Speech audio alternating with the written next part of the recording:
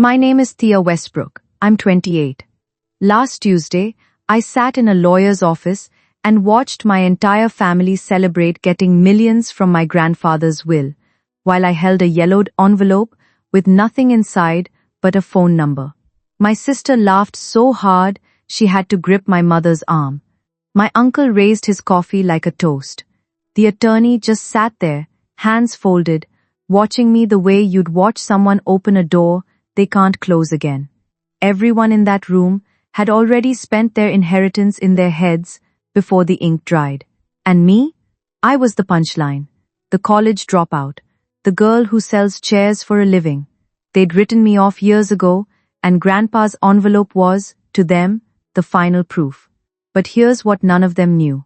Not my mother, not my sister, not my uncle with his self-appointed title and his Cadillac. They didn't know what happens when the punchline picks up the phone and dials. Before I tell you the rest, if you enjoy this kind of story, take a moment to hit like and subscribe, but only if you genuinely mean it. Drop your location and local time in the comments. I love knowing where you're listening from. Now let me take you back to last Monday morning, the day before the will reading, when I got the call that Grandpa Harold was gone. The phone rings at 6:14 a.m. I know because I'm already up, lacing my boots for the early shift at Birch and Stone, the furniture shop I manage in Holden. It's my mother, Diane Westbrook, doesn't call before 9 unless someone's dead or she needs something. Today it's both. Your grandfather passed last night, she says. No tremor and no pause.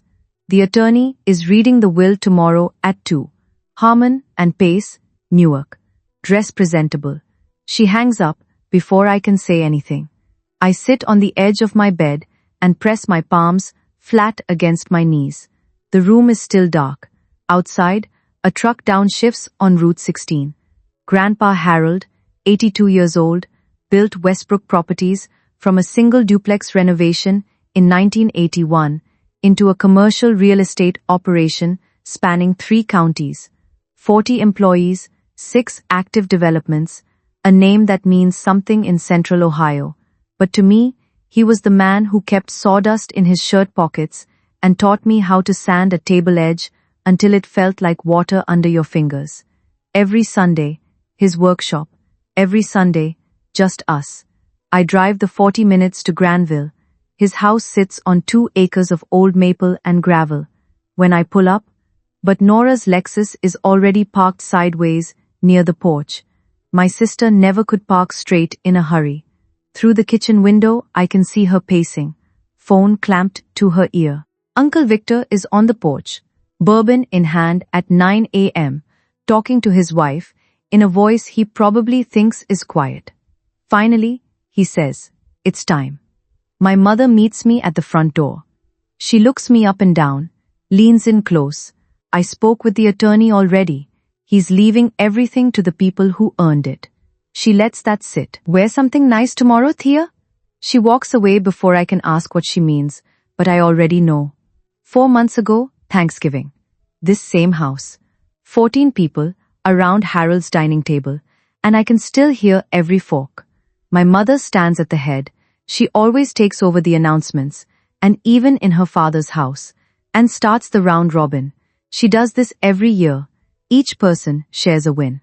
Nora closed her second funding round for CropLink, my mother says, beaming. MBA, Case Western, now building real technology. The table claps. Grant, Nora's husband, squeezes her shoulder. Victor goes next. He talks about a development in Licking County, uses the phrase strategic vision twice. Then it gets to me. And Thea, my mother says. She pauses the way a comedian pauses before the punchline. Thea is still at that little furniture place. She tilts her head, selling chairs. Laughter, not loud, the polite kind that cuts deeper. I look down at my plate, green beans and sliced turkey. From the other end of the table, Grandpa Harold taps his glass. Once, the room quiets. Duh, Thea manages that entire store, he says. Inventory, staff, accounts. That's called responsibility. My mother waves a hand. Dad, Don't baby her. Victor leans over. If she wants to be taken seriously, she should go back to school. Harold says nothing else. But later, after dessert, after Victor's third scotch, after Nora leaves early, I find him in the workshop. He's sitting on his stool, running his thumb along a piece of walnut. He looks up at me, holds my gaze for a long time. Don't ever believe a diploma tells people who you are. His voice is quiet, steady. I've taken care of things, Thea. I don't ask what he means. I wish I had. Tuesday morning, I put on the one blazer I own, navy, 2 years old, bought for a job interview I never went to, and drive my Honda Civic to Newark. The parking lot at Harmon and Pace is already a showroom. Nora steps out of her Lexus in a tailored black dress. Grant trails behind with a leather briefcase, like he's heading to a deposition. Victor rolls up in his Cadillac Escalade, sunglasses on, even though it's overcast. His wife stays in the car. My mother arrives in an Uber. She sold her car 6 months ago. I know this because I saw the listing online, but she hasn't told anyone. People who owe money don't advertise it. Inside the lobby, Nora and Victor are talking in low, fast voices near the water cooler. 4 million in accounts at least, Nora says, plus the properties, maybe more. Victor nods. And the company. That's the real question. Who runs it now? They don't notice me until I sit down across from them in the waiting area. Nora glances over. At her eyebrows lift a fraction. Oh, she says. You came. I don't answer. That's sweet, she adds. A small smile that doesn't reach her eyes. I'm sure Grandpa left you something. A card, maybe. I fold my hands in my lap. The fabric of the blazer is too stiff. I can feel the tags scratching the back of my neck. The conference room door opens. Roger Harmon, Harold's estate attorney, stands in the frame. Gray suit, reading glasses on a chain, expression carefully blank. The Westbrook family? We're ready. Everyone stands. Nora smooths her dress. Victor buttons his jacket. My mother lifts her chin. I walk in last. The conference room smells like old leather and printer ink. 8 chairs around an oval table, portraits of former partners on the wall. Roger Harmon opens a manila folder and begins. Pursuant to the last will and testament of Harold James Westbrook, dated March of this year, Victor gets the Lake Erie vacation house and $800,000 in cash. He nods like he expected more, but will take it. His hand finds the table, taps once. My mother receives the Columbus apartment and $600,000. She closes her eyes for half a second. Relief, not grief. Nora and Grant. $500,000 plus Harold's investment portfolio. Nora writes something in her phone immediately. Grant opens his briefcase, pulls out a folder of his own. They came prepared. Several cousins and the younger grandchildren receive education trusts. $200,000 each. Standard. No surprises. Harmon flips to the final page. And to Thea Marie Westbrook. Every head turns. One sealed envelope, yet to be delivered directly, and opened only by the named recipient. He slides it across the table. A yellowed envelope, edges soft with age. My name in Harold's handwriting. The ink slightly faded. This wasn't written recently. I break the seal. Inside, a single sheet of paper. A phone number in Harold's careful block letters. 10 digits. Below it, 1 line. Call when you're ready. HW. That's it. No check. No property. No account number. The silence holds for exactly 3 seconds. Then Nora laughs. It starts as a snort and escalates into something she doesn't even try to control. Must be for some shelter for you to live in, she says. My mother turns away, but I can see her shoulders shaking. She's laughing too. The whole room follows. Roger Harmon doesn't laugh. He closes his folder and watches me. Bet the parking lot is bright. Too bright. I'm standing next to my Civic with the envelope in my hand when my mother catches up. You see? She says. He knew you couldn't handle real money, Thea. That number is probably a counselor for people in your situation. She adjusts her purse strap. Call it. Get the help. Before I can respond, Victor appears behind her. He puts a hand on the roof of my car, casual, the way people do when they want you to know they're bigger than you. Listen, if whatever's in that envelope has anything to do with the company, that goes through me. I'm the COO, have been for 10 years. He taps the roof twice. We clear? I say nothing. Inside Nora's Lexus, I hear her laughing with Grant. Then, my phone buzzes. Group chat. The family thread I've been muted on for months. And Nora's message. Update. Thea got an envelope. Just an envelope. Grandpa's final joke. 3 laughing emojis from a cousin. A heart react from my mother. I sit in the driver's seat. Close the door. Lock it. The envelope sits on the passenger seat. Harold's handwriting stares up at me. Call when you're ready. My hands are shaking. Not from fear. From something else. The feeling you get when every person who's supposed to love you just proved they don't. And you're sitting alone in a parking lot deciding whether to believe the one person who did. I pick up my phone, dial the number. It rings once, twice, 3 times. A man's voice, calm and measured. Hello, I've been expecting your call. I grip the steering wheel with my free hand. Who is this? My name is Raymond Alcott. Your grandfather appointed me 20 years ago. But we need to talk, Miss Westbrook. I need to pause here for a second, because that moment, sitting in that parking lot, with my phone pressed against my ear, was the moment everything split into, before and after. If you've ever been dismissed by the people who were supposed to believe in you, you know exactly what that silence feels like before someone finally says your name, like it matters. Hit subscribe if you want to hear what Raymond told me next, and tell me in the comments, have you ever opened something everyone said was worthless and found out it was everything? Raymond Alcott speaks the way attorneys speak when they've rehearsed something for years and finally get to say it. Your grandfather established an irrevocable trust in 2005. You are the sole beneficiary. I stare through the windshield as a pigeon lands on the hood of Victor's Cadillac. I don't understand. A trust? I can't discuss the specifics over the phone, Miss Westbrook. We'll need to meet in person. Bring valid identification, driver's license, birth certificate, social security card. Tomorrow morning, 10 o'clock, my office in Columbus. I write the address on the back of a gas receipt. Mr. Alcott? Why me? He's quiet for a moment. When he speaks again, his voice is different. Less attorney, more human. Your grandfather told me something when he set this up. He said, the one who comes when I fall, not for what I can give, but because I fell. That's the one I trust with what I built. He watched his family for 20 years after that. Thea, you were the only one who showed up. My throat tightens. He also built in a condition. Raymond continues. If you never called this number, if you threw the envelope away or ignored it, the trust would transfer to a charitable foundation, permanently. Harold wanted the person who received this to come forward on their own. No prompting, no hand-holding.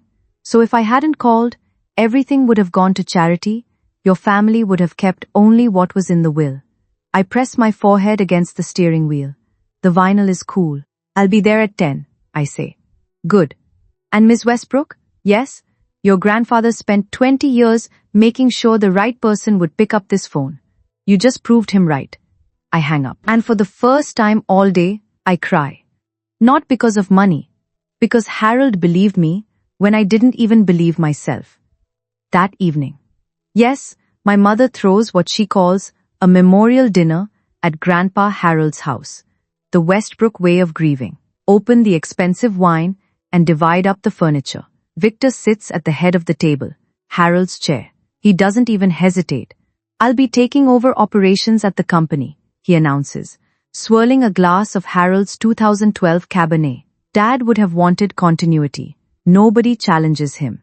Nora is too busy mapping her 500,000 onto PropLink's burn rate. Grant has his laptop out at the dinner table, running projections. My mother lifts her glass. To Harold, she says, and to the family he provided for. They drink. I hold my glass. But don't sip. Thea, my mother says, turning to me with that specific brightness she uses when she's about to draw blood in front of a crowd. Do you want to show everyone your envelope? I'm sure we'd all love to see the phone number. She laughs softly. Maybe we can all call and see who picks up. 3 cousins laugh. Aunt Lillian, my mother's younger sister, doesn't. She watches me from across the table with an expression I can't quite read. Victor leans back. The company, legally, is still held in some trust Dad set up. But those things expire when the grantor dies. So it falls into the estate, falls to us. He says this like he's reading a textbook he skimmed on the drive over. He's wrong. Irrevocable trusts don't expire when the grantor dies. I know this because Raymond Alcott explained it to me 4 hours ago. But I don't say a word. I eat my dinner. I wash my plate.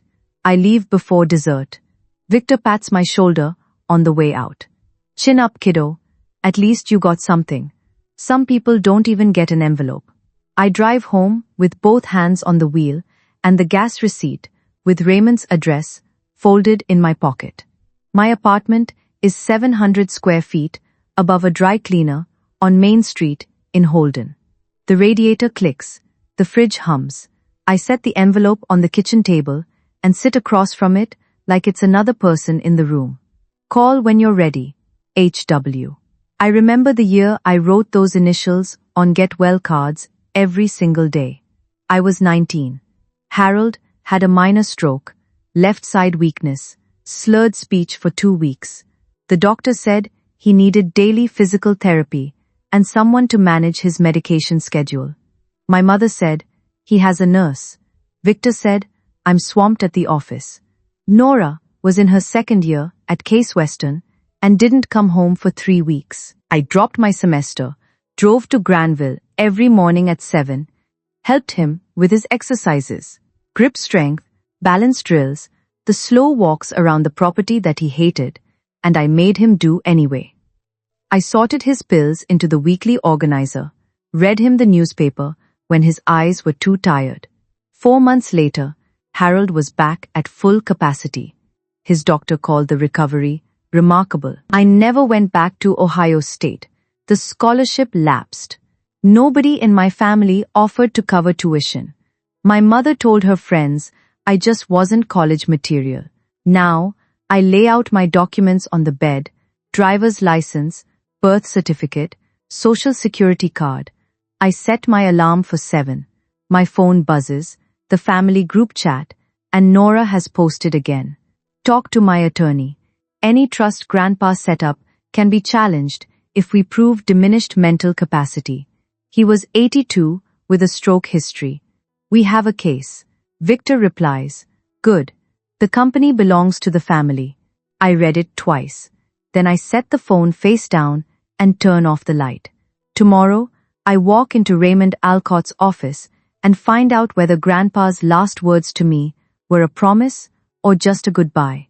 Raymond Alcott's office sits on the 3rd floor of a limestone building on East Broad Street in Columbus. No flash, no glass tower, just a brass nameplate and a receptionist who knows my name before I say it. The office itself is small and ordered. Law books, a mahogany desk. On the wall behind Raymond, a framed photograph of 2 men standing in front of a half-built duplex, grinning. Harold, maybe 50, in a hard hat. Raymond beside him, younger, thinner, holding a set of rolled blueprints. That was 1993, Raymond says, noticing where I'm looking. First project we ever worked on together. He did the building. I did the paperwork. We never stopped. He opens a leather binder and lays the documents flat. In 2005, your grandfather established an irrevocable trust. I am the appointed trustee.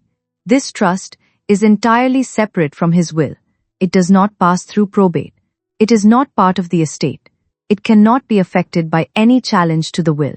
I nod slowly. The trust holds 100% ownership of Westbrook Properties, LLC, the operating company, the development projects, the long-term investment accounts. A current estimated value, approximately $38 million. The number sits in the air between us. I don't reach for it. Why me? I ask. I don't have a business degree. I manage a furniture store. Raymond removes his glasses, sets them on the desk. Harold said this to me, word for word. The one who dropped everything to help me when I fell. That's the one I trust, to hold what I built. He slides a signature page across the desk. You have 30 days to accept or decline. If you accept, ownership transfers immediately. There's also a personal letter from Harold, but it can only be opened after you sign. My pen hovers above the line. I don't sign yet. I need to think. Raymond nods. Take your time. That's exactly what Harold expected you to say. Before I leave, Raymond turns his laptop toward me and dials a video call. A woman appears on screen, short silver hair, reading glasses pushed up on her forehead. A no-nonsense jaw. Behind her, an open-plan office, desks, monitors, a whiteboard covered in project timelines. Thea, this is Margaret Donnelly, Maggie. She's been the acting CEO of Westbrook Properties for the past 3 years, since Harold's health declined. Maggie studies me through the camera, the way a contractor studies a foundation, looking for cracks. So, you're the one Harold talked about? I guess so. I don't need to know if you have an MBA, she says. I need to know if you're honest. Harold said you were. If you take this position, I'll stay on for 12 months to train you. After that, it's yours. I swallow. What does taking this position actually look like? A day-to-day? It looks like showing up, learning the projects, trusting the people Harold hired, making decisions when decisions are needed. She pauses. It also looks like dealing with your uncle. Victor called me 3 times yesterday, demanding access to the CEO office. I changed the locks. Raymond interjects. If there's no confirmed owner within a reasonable time frame, Victor could petition for temporary management authority. The court may grant it. Maggie leans closer to the camera. There's something else you should know. In the last 6 months, Victor submitted over $200,000 in inflated expense reports through the operations budget. Harold flagged it before he passed, but didn't get the chance to address it formally. She lets that settle. That's one of the reasons Harold never let Victor take the wheel. The call ends. I sit in Raymond's office for another 10 minutes, staring at the photograph on the wall. 2 men building something from nothing. Harold chose me to keep it standing. I'm halfway back to Holden when my mother calls. I heard you drove to Columbus this morning. Small town. Someone saw my Civic on I-70, or Nora tracked my phone, or my mother simply has a network of people who watch for her. It doesn't matter how. It always gets back to her. Personal business, I say. Thea.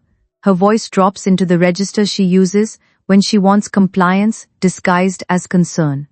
If that envelope has anything to do with money or the company, you owe it to this family to share that information. I don't owe anyone anything, Mom. Silence. And then, we'll talk later. 20 minutes after that, Nora texts me directly. Not the group chat, a private message. That's how I know she's serious.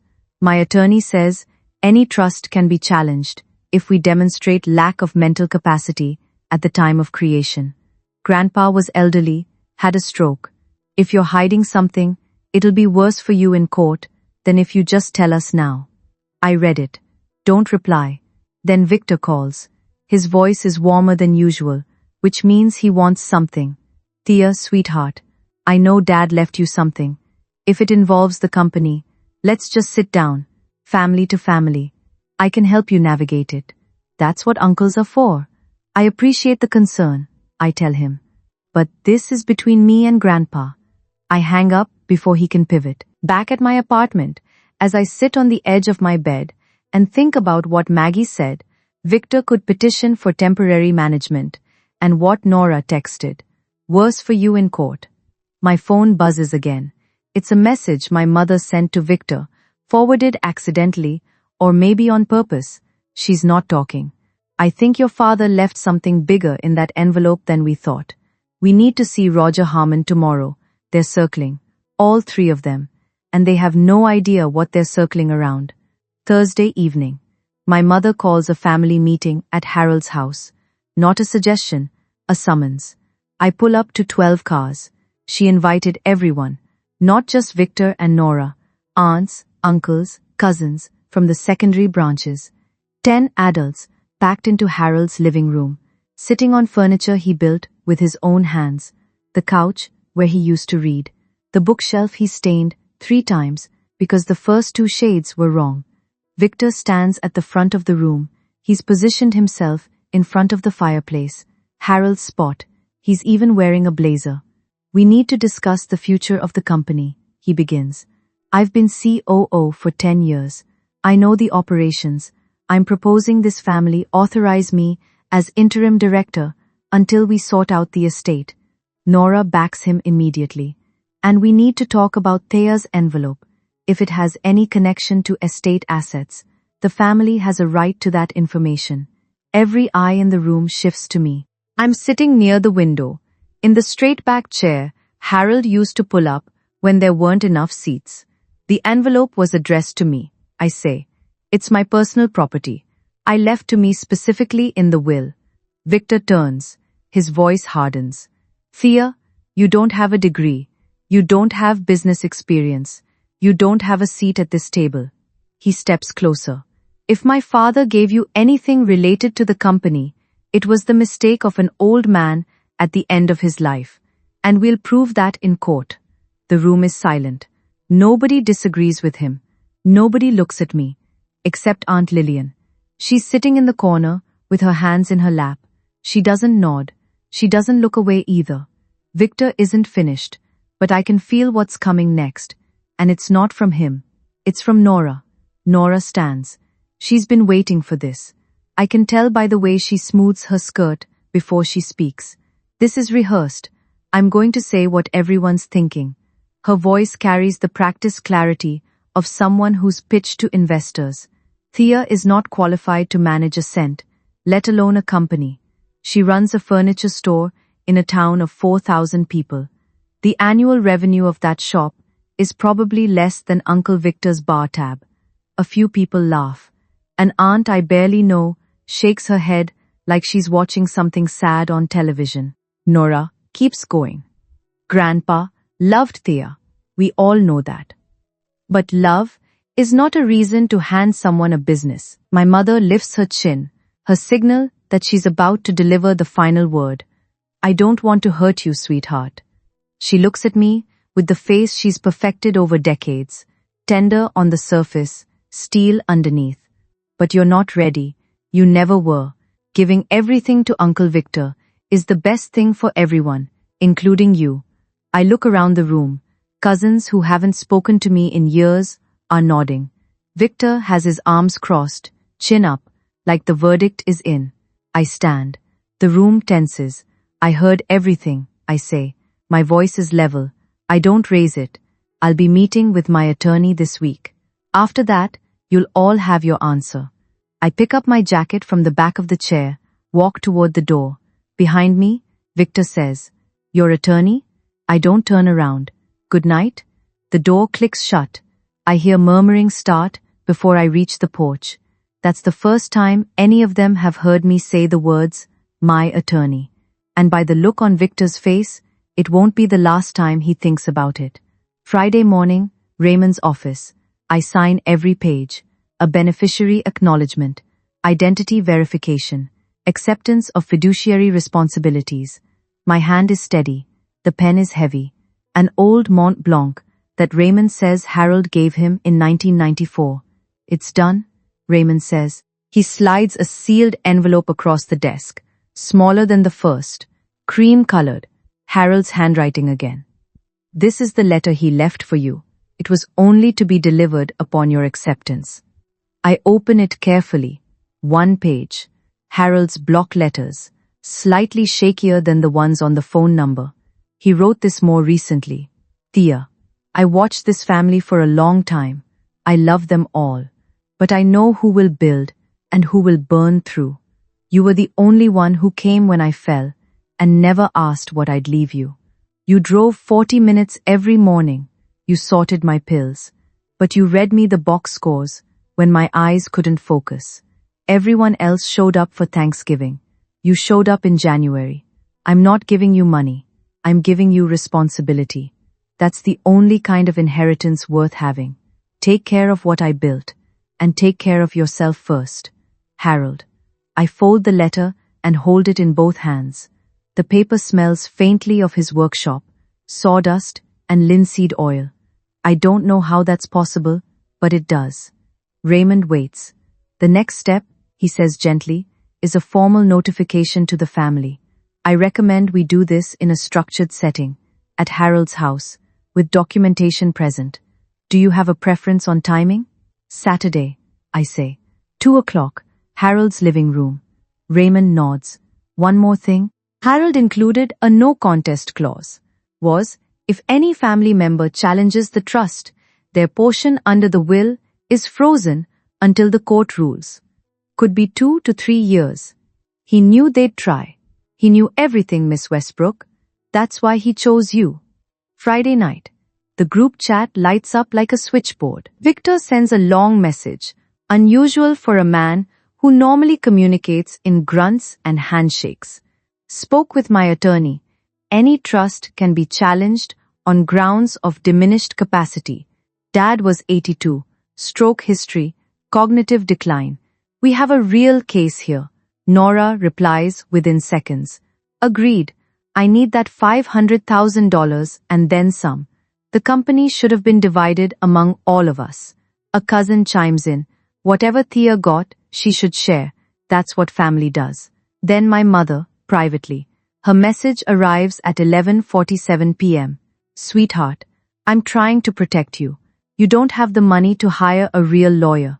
They'll bury you in court and you'll lose everything. The envelope, your dignity, whatever little standing you have left. Listen to your mother for once. Just hand it over. We'll manage it as a family. I read it sitting on my bedroom floor with my back against the wall. The radiator clicks. The dry cleaner below is closed. The building is silent. I don't reply. Instead, I text Raymond. Saturday, 2 p.m. Harold's house. Please invite the full family through Roger Harmon's office. He responds immediately. Already drafted the notice. I'll have it sent first thing tomorrow morning. Then I open my laptop and video call Maggie Donnelly. She answers from what looks like her kitchen, a mug of tea in hand. I sign today, I tell her. She sets down the mug. Good. Come to the office Monday. I'll walk you through the full operations portfolio. Maggie, what's the company's financial position right now? Strong, 6 active projects, 43 employees, 2 contracts pending signature. She pauses. Harold left you a healthy company, Thea. Don't let anyone tell you it's broken. I close the laptop and sit in the dark. Tomorrow I walk into Harold's living room. And this time, I won't be sitting in the back. I want to stop here for a moment. Because Saturday is coming. The entire Westbrook family is going to be sitting in Grandpa Harold's living room. And for the first time in my life, they are not going to be in control of the conversation. If you've ever been underestimated by someone who was supposed to love you, you know exactly why I needed this day. Stay with me, and if this story is hitting close to home, share it with someone who needs to hear it. Saturday, 1:45 p.m. Harold's house. The living room is full. Victor arrived early and took the armchair by the fireplace. The power seat, Harold's seat, the chair everyone gravitates toward because it faces the room. Nora and Grant sit on the couch. Grant has a legal pad. My mother is in the wingback near the window, legs crossed, jaw set. Aunts, uncles, cousins fill the remaining seats. Someone brought folding chairs from the garage. 12 people total. Aunt Lillian sits near the hallway, slightly apart from the others, the way she always does at family gatherings, present but not participating. They think I called this meeting to surrender. I can see it in Victor's posture, relaxed, legs spread, one arm draped over the armrest. Ed, he whispers to my mother. She'll cry, she'll apologize, then she'll hand it over. My mother nods. At exactly 2 o'clock, I walk through the front door. Behind me, a man none of them recognize. 67 years old, silver hair, charcoal vest, carrying a leather briefcase that's older than most of the people in this room. Victor straightens. Who's this? This is Raymond Alcott, I say. My attorney. Raymond steps forward, nods once to the room, and sets his briefcase on the coffee table. Unclasps it, removes a stack of documents. Nora squints. Then her face changes. Raymond Alcott. She says it slowly. Wait, you're the one who used to work with Grandpa. You did the legal work for the original property acquisitions. Raymond looks at her evenly. That's correct. The room shifts. I can feel it. The temperature drops 2 degrees. Victor uncrosses his legs. Grant puts his pen down. My mother grips the arm of her chair. Raymond pulls out a chair, sits, opens the first document. Please, he says. Everyone sit down. This won't take long. Raymond speaks without notes. He doesn't need them. In 2005, Harold Westbrook established an irrevocable trust with me as the appointed trustee. This trust is a separate legal instrument from the will that was read on Tuesday. It does not pass through probate. It is not part of the estate. It cannot be modified, dissolved, or affected by any challenge to the will. He pauses, lets that land. The trust holds 100% ownership of Westbrook Properties, LLC, including all operating assets, development contracts, and long-term investment accounts. The current estimated value is approximately $38 million. Nobody moves. The sole beneficiary of this trust is Thea Marie Westbrook. Victor's mouth opens, closes, opens again. No sound comes out. My mother's hand goes white on the armrest. Nora stares at me, then at Raymond, then back at me. Her face has gone the color of printer paper. Grant reaches for his legal pad. His pen shakes. Thea signed the acceptance documents 2 days ago. Raymond continues. Ownership transferred immediately upon her signature. This is effective and irrevocable. The silence is total. 12 people breathing, and not one of them making a sound. Then Victor is on his feet. The armchair skids backward on the hardwood. This is fraud.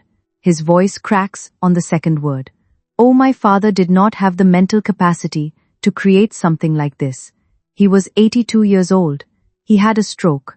Raymond reaches into his briefcase and places 3 folders on the table. Harold completed independent mental capacity evaluations in 2005, 2015, and 2023. All 3 were conducted by board-certified physicians with no connection to the family. The results are documented and notarized. He slides the folders forward. You're welcome to review them. Victor doesn't touch them. His hands are fists at his sides. The room fractures all at once. Victor points at Raymond. I was the COO, 10 years. I ran operations while my father played in his workshop. This company is mine. Raymond doesn't flinch. The trust was established before your appointment, Mr. Westbrook. Harold's ownership was never subject to internal titles. Nora stands so fast, her knee catches the coffee table.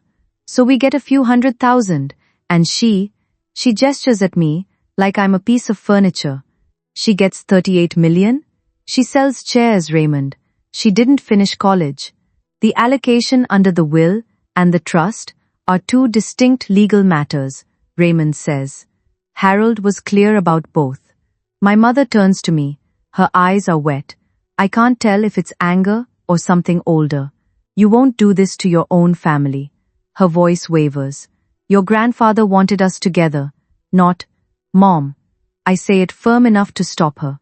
You told me in that parking lot that Grandpa gave me the envelope because I couldn't handle real money. Yet you told the whole family at Thanksgiving that I was your disappointment. I hold her gaze. Don't talk to me about togetherness. The room is so quiet, I can hear the clock on the mantel. My mother opens her mouth. Nothing comes. Then Grant, silent, calculating Grant, puts his hand on Nora's arm. We should go. No. Nora pulls away. We're going to fight this. We'll contest. The trust is irrevocable, Grant says, low and steady.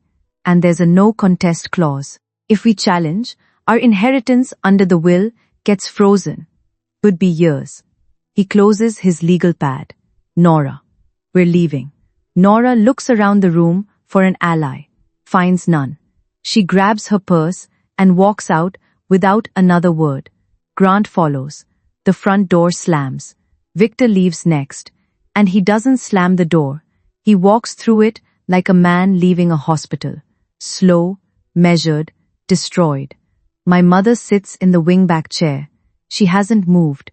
Her mascara has smudged under one eye. She stares at the carpet. The same carpet Harold chose 30 years ago because he liked the way it felt under bare feet. Raymond begins collecting his folders. If anyone would like to review the trust documents or discuss the legal framework, my office is open during business hours. He tucks the last folder into his briefcase. I advise against litigation. Harold anticipated every angle. The trust was designed to hold. He nods to me, shakes my hand, firm, brief, and walks to the door. One of the aunts moves aside to let him pass. Nobody speaks to him. The cousins start filtering out. Some avoid eye contact with me. One, as a man I haven't spoken to since I was 15, squeezes my shoulder on the way out and says nothing. Then it's me, my mother, and Aunt Lillian. My mother stands, smooths her blouse, walks past me without a word, and out the front door. The Uber is already waiting. Lillian rises slowly. She's Harold's youngest daughter, my mother's quieter, less ambitious sister. She works at a library in Granville. She's the one who used to send me books in the mail with no note. She stops beside me, puts her hand on my arm. I always wondered why Harold kept that workshop going when nobody visited. Her voice is soft. Now I know. Someone did. She pats my arm twice and leaves. I stand alone in Harold's living room. His chair is empty. The clock ticks. Through the window, I can see the workshop out back. The light is off. The door closed. I breathe out. All the way out. It's mine to protect now. Monday morning, the headquarters of Westbrook Properties sits in a 2-story brick building on Hamilton Road in Columbus. Nothing flashy. Harold didn't believe in flashy. Clean lines, good signage, a parking lot that's paved properly, because Harold said you can judge a company by its parking lot. Maggie Donnelly meets me at the front entrance. She's smaller in person than she looked on video. Firm handshake, no small talk. I'm not going to baby you, she says, but I'm not going to let you drown either. Harold's instructions were clear. 12 months of mentorship. Then I step back. She walks me through the building. 43 employees. Open plan workspace. On the first floor. Offices and conference room upstairs. A whiteboard in the hallway lists 6 active projects with timelines, budgets, and project leads. I don't go into the CEO office on my first day. Instead, I sit at the conference table while Maggie briefs me on operations. 6 developments in progress. 2 contracts awaiting signatures. A retail build-out in Westerville and a senior living facility in Lancaster. 1 personnel issue. Victor hired 3 family members into no-show positions over the last 2 years, Maggie says. She pulls up a spreadsheet. One of them is his son, Tyler, 24 years old. Title, Project Coordinator. He's been on payroll for 11 months and hasn't visited a single job site. What would Harold have done? 90-day performance reviews. Anyone who doesn't meet the benchmarks gets a standard termination with severance. Do it, Maggie nods. No surprise on her face. She expected that answer. I sign the 2 pending contracts after Maggie walks me through the terms line by line. No ceremony, no announcement, no selfie in the CEO chair. I drive home that night on I-70 with the windows down. The corn is high along the highway. I'm terrified, but I showed up. That's what Harold taught me. You show up. The call comes 4 days later. Victor's name on my screen. You fired my son. Tyler wasn't fired. He's been placed on a 90-day performance review, same as 2 other employees. If he meets the standards, he stays. Standards? I hired him personally, and he hasn't visited a single project site in 11 months. That's documented, Uncle Victor. A long, thick pause. Thick. That's I'm going to sue. His voice has the brittle quality of a man who says this often and means it rarely. Trust or no trust, I'll drag this into court. That's your right, I say. But Raymond sent your attorney a formal notice yesterday. If you contest the trust, the no contest clause activates. Your $800,000 in cash, and the Lake Erie house will be frozen until the court reaches a verdict. That could take 2 to 3 years. Silence. The kind you can almost see. You're threatening me. I'm informing you. There's a difference. He hangs up. I sit at my kitchen table and press my palms flat against the surface. The same thing I do when my hands start to shake. This is my uncle. He taught me to fish when I was 7. He carried me on his shoulders at the 4th of July parade. But he also sat in Harold's chair before the body was cold and called me incompetent in front of 12 people. Love and damage can live in the same person. Harold knew that better than anyone. My phone buzzes again. Different caller, Nora. I almost don't answer, but her voice, when I pick up, sounds nothing like the woman who laughed at my envelope. PropLink is going under, she says. Flat, quiet. I need to talk to you. Not as a sister. Just, I need to talk. I close my eyes. Coffee. Tomorrow. 9 a.m. The coffee shop is on High Street in Columbus. Neutral ground. Nora is already there when I arrive, sitting in the back corner with both hands wrapped around a mug she hasn't touched. She looks different. Not just tired. Reduced. Like someone let the air out. Grant wants a divorce if PropLink folds, she says. And no preamble. I put almost all of the $500,000 into the company. I've got $40,000 left. The product works, but I can't scale without capital. She stares at the table.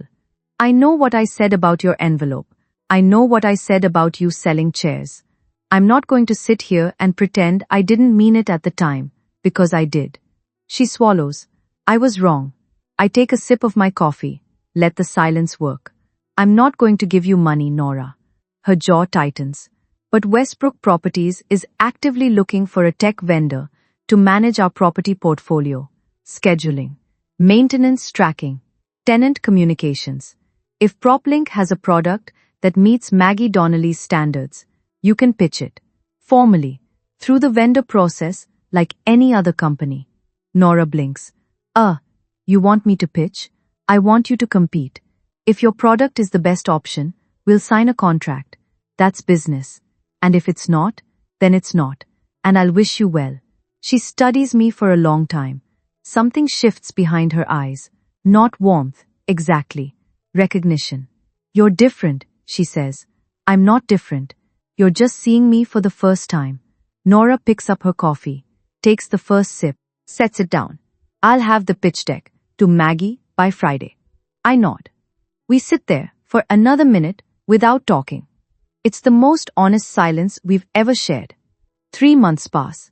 Here's what happens when inheritance meets reality. Victor contests the trust. His attorney files on a Tuesday, argues diminished capacity, requests an emergency injunction. Raymond responds with the 3 independent capacity evaluations, 2005, 2015, 2023, all from board-certified physicians. The court reviews them in preliminary hearing and signals the case has no foundation. Meanwhile, the no contest clause freezes Victor's $800,000 and the Lake Erie property. His own legal fees hit $80,000 in 10 weeks. His wife Carol packs a bag and moves to her mother's house in Akron. She doesn't file for divorce, not yet, but the silence between them says enough. Tyler gets his 90-day review. He fails every benchmark: attendance, project knowledge, communication, basic deliverables. HR processes his termination with standard severance. He takes it quietly. I hear later from Maggie that he enrolled in an electrician's apprenticeship program in Newark. His own choice. Nobody pushed him. My mother burns through her $600,000 faster than I thought possible. $400,000 goes to debts. From the divorce, she won't discuss. $150,000 on a new car and house renovation. Appearances. Always appearances. 3 months in, she has $50,000 left and no plan. Nora pitches PropLink to Maggie. The product is solid. A cloud-based property management platform with real potential. Maggie is tough on her. 3 rounds of revisions, 2 technical audits, but the system works. Westbrook Properties signs a 6-month pilot contract worth $120,000. Not charity, business. Grant pulls the divorce filing. And me. I'm at headquarters 5 days a week. I don't pretend to know everything. I ask questions that Harold would have asked. Is this good for the long term? Does this serve the community? Would I be proud of this in 10 years? I'm enrolled in an executive operations program online, not an MBA. Something practical. I'm learning. That's enough for now. 4 months after the will reading, my mother calls and asks to see me. Not a summons this time. A request. We meet at a diner off Route 37. Her choice. She's sitting in a booth when I arrive. No makeup. Hair pulled back. She looks 10 years older than she did at the reading. She orders coffee. I order the same. I'm broke, Thea. She says it the way you say something you've been rehearsing in the car. The divorce took more than I let on. I used the inheritance to cover debts I should have dealt with years ago. I have $50,000 left and no income. I wait. I wasn't going to tell you, she says, but I don't have anyone else to tell. Why not Nora? Or Victor? Nora's barely keeping her own ship afloat, and Victor hasn't spoken to me since the meeting. She wraps both hands around her mug. I'm not here to ask for money. What are you here for? She's quiet for a long time. The diner hums, plates clinking, the cook calling orders. I was wrong. She says it to the table, not to me. About the envelope, about what I said at Thanksgiving, about all of it. You said I was your biggest disappointment, in front of the entire family. She closes her eyes. I know. Not I'm sorry, just I know. For Diane Westbrook, that's the most those words will bend. I set my mug down. I don't need you to apologize, Mom. Apologies are just words. I need you to stop telling people I'm your failure. When you talk about me to your friends, add to the family. I need you to stop. That's my boundary. She nods. Once. She stands, puts a 5 on the table, walks to the door. At the threshold she turns. Your grandfather was right about you. Then she's gone. It's not healing, but it's a crack where the light gets in. 5 months in. Maggie drops a folder on my desk. A proposal Harold drafted 2 years before he died. A 36-unit affordable housing development in Holden, the town where I still live, the town where I managed a furniture store, and nobody thought twice about me. Harold wanted this built, Maggie says. Victor killed it, said the margins were too thin. Harold shelved it but never deleted the file. I opened the folder. Site plans, cost projections, a note in Harold's handwriting on the cover page. This is where we started. We should give something back. What would it take to revive this? 12 months to build, about $4 million in capital. The land is already owned by the trust. Harold bought the parcel in 2018. She crosses her arms. It won't make us rich, but it'll house people who need it. Approve it. Maggie raises an eyebrow. You're sure? Victor would have said. Victor's not here. She almost smiles. I'll have the team start site prep next week. We name it Harold's Corner. No grand announcement, no press conference. I drive to the lot on a Saturday morning, put on a hard hat, and walk the site with the construction foreman, a man named Pete, who's been with Westbrook Properties for 22 years. You know, Pete says, kicking a clot of dirt. Your grandpa used to walk every site like this. First one there, last one to leave. I drove Victor nuts, Because Harold would catch things Victor missed. Like what? Like everything, Pete grins. I stand at the edge of the lot and look out across Holden. The furniture store is 3 blocks east. My apartment is 5 blocks north. This is the town that raised me when my family wouldn't. Now, I get to build something here. Harold would have liked that. 6 months after the will reading, Victor calls. His voice is unrecognizable, smaller, the kind of voice a man has after he's been alone in a house for too long. I dropped the lawsuit, he says. My lawyer told me straight. There's no case. The trust is airtight. The capacity evaluations are clean. I know, Raymond told me. A long breath. My $800,000 is mostly gone. Legal fees, living expenses, Carol's still at her mother's. I wait. And I've learned that silence is more honest than rushing to fill it. Thea, I want to ask if there's a place for me, at the company. I lean back in my chair. Through the office window, I can see the Westbrook Properties sign, the one Harold designed himself, block letters on a green field. You have 20 years of operations experience, Uncle Victor. I'm not going to pretend that doesn't exist. But you'll go through the same hiring process as any external candidate. Application, interview, reference check, no special title, no COO. If you're hired, you start where the role fits. The line is quiet. And Victor, the inflated expense reports from the last 2 years, Maggie flagged them. Harold knew. If you come back, that ledger gets addressed. Formally. Another long pause. I understand. His voice catches. And Thea, what I said at the meeting, about your grandfather being confused at the end, about you not belonging at the table. He stops, starts again.